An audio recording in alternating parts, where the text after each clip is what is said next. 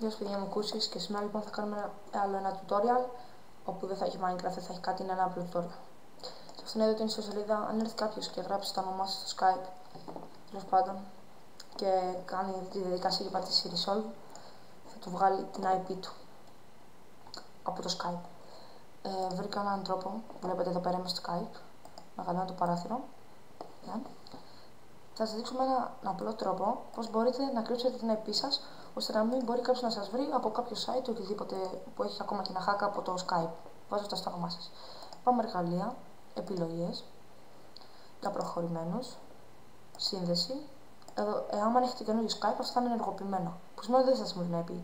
Αν έχετε το παλιό, θα είναι εδώ, που σημαίνει ότι μπορούν να σας βρουν. Το μόνο που έχετε να κάνετε είναι να πατήσετε δεξί κλικ, ενεργοποίηση, πατάτε αποθήκευση και είστε έτοιμοι.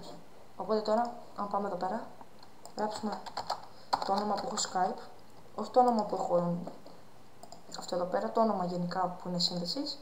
Πατήσουμε αυτό εδώ που λέει και πατήσουμε resolve. Περιμένουμε μερικά δευτερόλεπτα και να τελειώσει. Βλέπουμε ότι μας λέει no IP, δηλαδή ότι δεν υπάρχει.